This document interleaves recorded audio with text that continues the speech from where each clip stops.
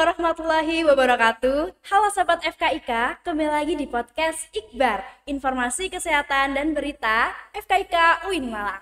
Bersama saya, Talita Aprilia yang akan menemani Anda.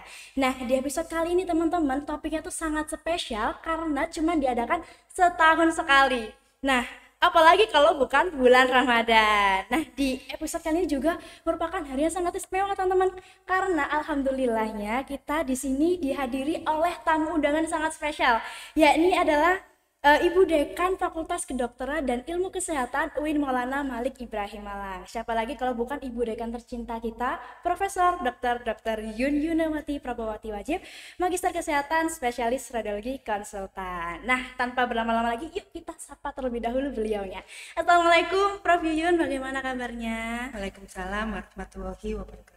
Alhamdulillah baik. Alhamdulillah. Nah, kalau berbicara ini mungkin kesibukan Prof akhir-akhir ini seperti apa, Prof? Kalau boleh tahu? Kalau kesibukan tetap ya, jadi bulan puasa ataupun tidak, saya kira aktivitas harus tetap. Sama juga dengan teman-teman yang lain ya. Jadi nggak boleh kalau pada bulan puasa itu mengurangi aktivitas dan produktivitas. Teman-teman, jadi nanti kalian puasa tuh jangan suka rebahan aja, harus diikuti tuh instruksi dari profesornya. Nah, mungkin dari bulan Ramadan ini puasanya dari Prof Yun bagaimana, lancar? Alhamdulillah. Alhamdulillah lancar. Saya harap juga teman-teman sekalian bisa puasanya lancar 30 hari ya teman-teman. Ataupun nanti jangan mokel kalau siang-siang. Salah azan. Nah, kali ini berbicara tentang berpuasa nih teman-teman. Topik kali ini kita akan membahas tentang apa sih hubungan puasa dengan kesadaran emosi. Mungkin tuh bisa cara kita gimana sih mengelola emosi dengan puasa, yang mana bisa mengembangkan emosi kita ataupun EQ. Nah, sebelum itu teman-teman biar gak bosen, kasih pantun dulu nih, Prof. Ini lagi viral nih, Prof, kalau tahun ini. Ubur-ubur ikan lele, jangan lupa ditonton, Le. Oke, kita masuk ke topik yang pertama nih, Prof. Nah, ada yang mengatakan nih, Prof, bahwa puasa itu dijadikan sebagai latihan mindfulness atau bisa dikatakan tuh ini bisa meningkatkan fokus kita. Jadi tuh gimana sih, Prof, hubungan puasa dengan meningkatkan kesadaran emosi kita tuh? Ya, jadi memang puasa itu menjadi salah satu sarana ya kita untuk meningkatkan mindfulness. Jadi karena pada puasa itu ada 3 kesadaran sebetulnya ya. Jadi fisik, emosi, dan juga kesadaran untuk merefleksi diri gitu. Ya. Kalau yang fisik itu dengan puasa kita jadi lebih sensitif. Jadi maksudnya gini, kalau kita puasa kita jadi sensitif, kita kan nggak makan nih selama 12 sampai 14 jam. Jadi begitu ada sensasi untuk makan, kita jadi sensitif. Sensasi itu bukan hanya untuk makanannya, bau makanannya, terus kemudian ada gambar makanan. Ya katanya kalau siang-siang gini kita lihat bunga jadi kayak makanan. Apalagi sekarang di medsos tuh banyak sekali FYP tuh mukbang gitu. Nah, gitu. Itu kan salah satu meningkatkan sensasi gitu. Iya, terus kemudian emosi. Jadi kalau pada puasa itu memang kita itu emosinya itu di mana kita lebih lebih tenang ya. Terus kemudian lebih banyak kita merefleksi diri gitu. Jadi kalau biasanya kita kalau puasa yang gampangnya aja, ini buat yang kuliah kan, nanti kalau sudah jam 11 mau istirahat siang kan yang dipikir utama kita mau makan apa, ya kan? Ke kantin mana? Nah, yang nggak ngantri, ya kan? Iya. Tapi kalau sekarang kan kita nggak ada kan itu kan, jadi kan kita lebih tenang jadinya. Dan juga puasa itu mau nggak mau kita jadi terlatih untuk lebih sabar. Betul. Ya, di jalan misalnya, biasanya kalau di jalan kita gak sabar, dengan puasa kita jadi lebih aku puasa jadi lebih ingat gitu ya, Prof, ya? Lebih ingat, dan juga kita lebih merefleksi diri tadi, lebih sadar bahwa aku nggak boleh nggak boleh emosi, lebih banyak melakukan kalau misalnya hari-hari biasa kita sholat wajib aja, pada bulan puasa kita akan lebih banyak sholat sunnah. Terasa nggak sih? Terasa banget. Terasa kan? Iya. Mungkin juga nih bisa dikatakan puasa ini sebagai pendorong kita gak sih Prof? Kayak emosi kita lebih stabil dan melakukan sunah-sunah yang banyak gitu loh. Iya, jadi kan kita jadi lebih gimana ya, lebih banyak bersedekah ya. Betul. Karena terus terang mungkin buat adik-adik ini lihat medsos, karena di medsos tuh mesti apa namanya tuh nuansanya sekarang adalah beri contoh, sedekah, terus kemudian bagaimana berbuat baik ya kan, lebih banyak daripada bulan-bulan yang lain. Kalau kita dengar nih teman-teman dari jawaban Prof Yuyun sendiri itu banyak sekali dampak yang diberikan oleh puasa. Jadi kayak dampaknya positif aja. Nah, kalau kita sekarang tanya nih, menurut Prof sendiri dampak puasa terhadap kesehatan mental itu seperti apa, Prof? Ya, jadi tadi aku bilang ya, sebetulnya puasa itu membuat kita sebetulnya merilis hormon gitu. Jadi hormon stres itu akan lebih banyak dirilis pada saat kita puasa. Ya, sehingga terasa bahwa pada saat puasa itu kita lebih tenang, terus lebih sabar, terus lebih banyak melakukan kegiatan-kegiatan yang dalam tanda kurung positif. Ya nggak? Kerasa nggak? Benar. Ya, kan? Ya.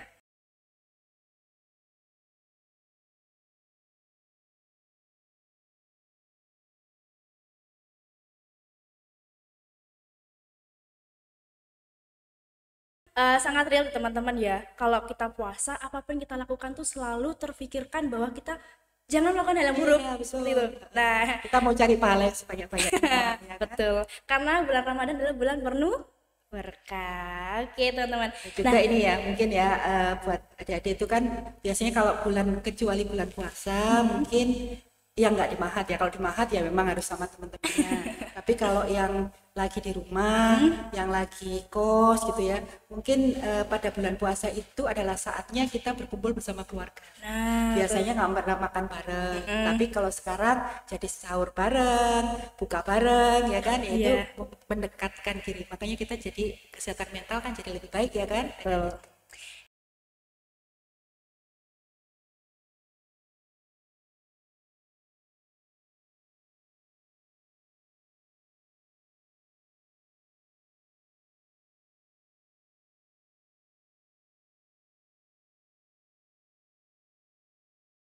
Iya, jadi sebetulnya kita udah ngomong tadi ya. Jadi sebetulnya puasa itu dengan pada saat puasa hormon stres itu akan dirilis gitu. Jadi sehingga endorfin, terus kemudian kortisol itu akan dirilis sehingga kita menjadi lebih sabar.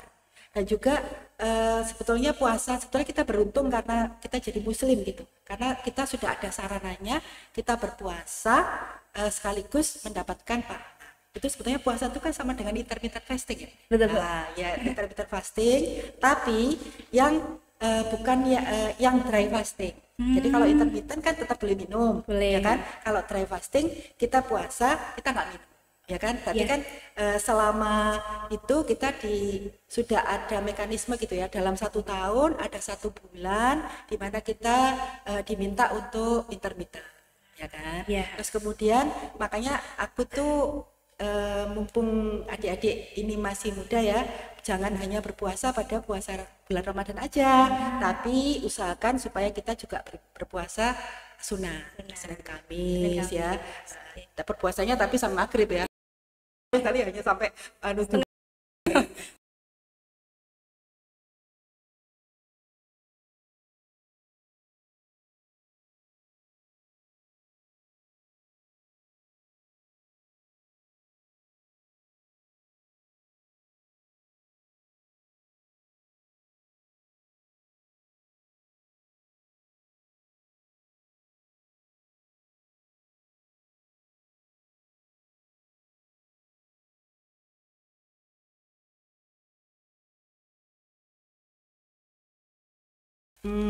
jadi sebetulnya karakter lebih baik itu tidak harus pada bulan Ramadan aja ya.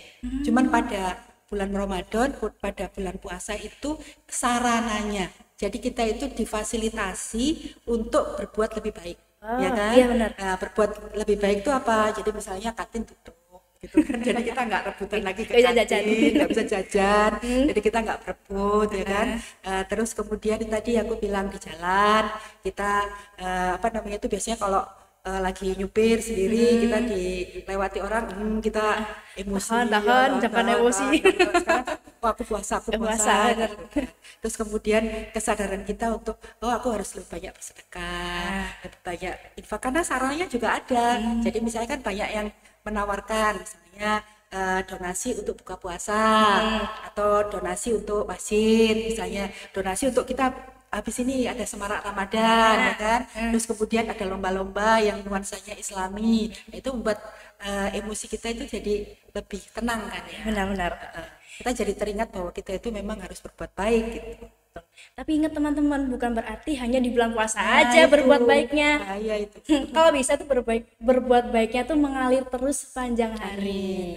Agar kita bisa menjadi amal jariah nanti. Oke, karena sudah dibahas nih teman-teman terkait hubungan spiritualitasnya dengan refleksi diri itu seperti apa, ya mungkin ini bisa dikatakan sebagai Ramadan adalah momen meningkatkan grow mindset.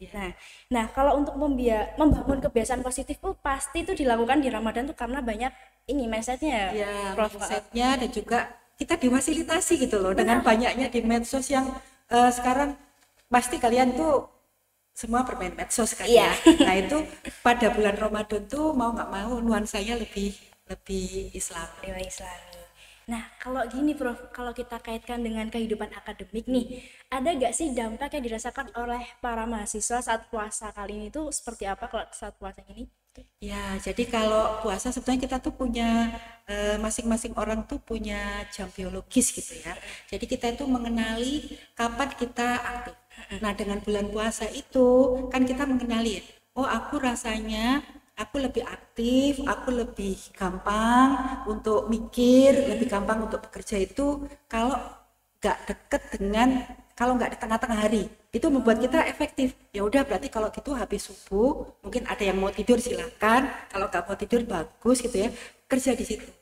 Mengerjakan tugas, mengerjakan di situ, mungkin sampai jam 10 habis itu kuliah ya. Nah, nanti di saat kamu lemes-lemes siang itu memang ya udah kamu istirahat di situ. Nanti di akhir dekat-dekat dengan maghrib yang ingin olahraga silakan ya.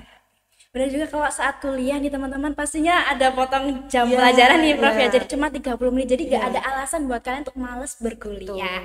Jadi untuk dikenali tadi kapan kamu aktifnya. Kalau kamu aktifnya kamu merasakan jam 10 pagi ya udah kerjakan semuanya di jam 10 pagi. Betul. Itu ya teman-teman, ingat batas aktif kalian. Nah ini Prof, kalau kita bicara tentang akademik sudah nih, kalau kita bicara ke medsos nih, karena tadi udah disinggung-singgung tentang medsos nih, kalau di dunia digital saat bulan Ramadan tuh pasti sangat berpengaruh gak sih Prof? Ya. Untuk berpengaruhnya nih lebih kemana Prof? Jadi lebih ke jadi maksudnya saya tidak melarang kalian bermain medsos, pasti kita butuh ya. Karena FOMO kan, ya kamu FOMO kamu.